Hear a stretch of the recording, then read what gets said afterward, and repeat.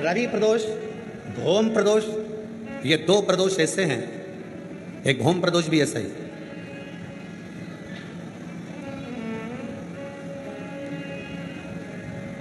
महाराज, मंगलवार का दिन हो,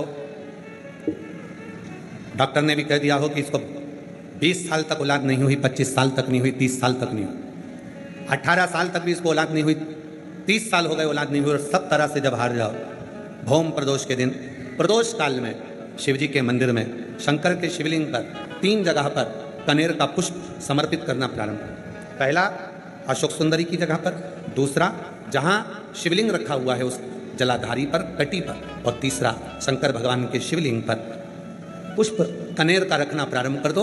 उसमें से अशोक सुंदरी वाले पुष्प को घर लेकर आना प्रारंभ कर दो। भौम प्रदोष के दिन 4 से 5 भौम प्रदोष करोगे और एक दिन मेरा बाबा तुम्हारा गर्भ ठहरा देगा और बाबा की कृपा से तुम्हारे घर में संतान। भौम प्रदोष, जितनी रवि प्रदोष की प्रबलता है, रवि प्रदोष क्या करता है? धन देता है, संपदा देता है, वैभव देता है। जो बेटे बेटी, नवयुवक बेटा बेटी जितने भी कंपटीशन एग्जाम में बैठते हैं, जितने परीक्षा देने के लिए बैठते हैं, जितना कंपटीशन एग्जाम में बच्चा बच्ची बैठते हैं और वो आखिरी में ये विचार करते हैं कि मैं ये सीए क्लियर नहीं कर सकता, मेरा ये पार्ट क्लियर नहीं होगा, मैं आईएएस ऑफिसर नहीं बन सकता, मन से ये निकालना छोड़ दो कि मैं ये नहीं बन सकता। अगर आपने रवि प्रदोष के दिन, प्रदोष काल में एक बेलपत्री के वृक्ष को कहीं पर भी लगाया है और प्रत्येक प्रदोष पर जाकर आप उसके नीचे अगर दीपक लगा रहे हो तो तुमको तुम्हारी मंजिल तो मिलकर रहेगी ही, चाहे कुछ भी। रवि प्रदोष की इतनी महत्व बताओ।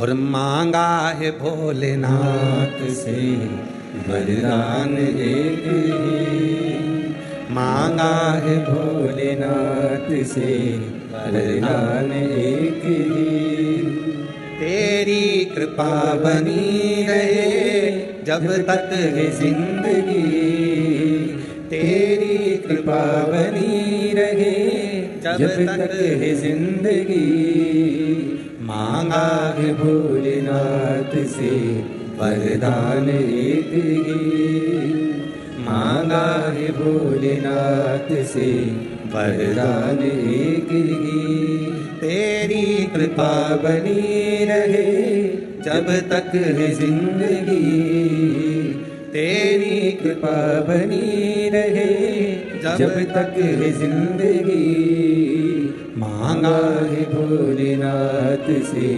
वरदान एक ही, मांगा है भोलेनाथ से वरदान एक ही। शिव करुणा के सागर, शिव महापुराण की कथा कहती है ये 3 चीजें हमारे जीवन को सुख देती हैं। एक लोटा जल शिव को चढ़ाना प्रारंभ किया, हमारे धीरे धीरे मार्ग सुलभ होते चले गए, मार्ग खुलते चले गए, मार्ग खुलते चले, सुलभ हो गए मार्ग।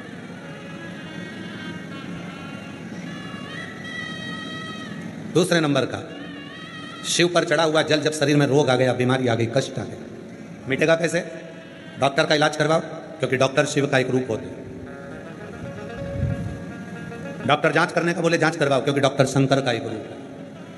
डॉक्टर जैसा बोले वैसा करो, पर साथ में 1 लोटा जल चढ़ाकर उसका आचमन करना प्रारंभ करो। मिल जाए कुबेरेश्वर धाम का यदि रुद्राक्ष, उसको तांबे के लोटे में गलाओ, सुबेरे शिव जी को जल चढ़ाओ, उस जल को लेकर आ जाओ, वो जल आचमन करना प्रारंभ करो, थोड़ा थोड़ा 3 बार उसका आचमन करो।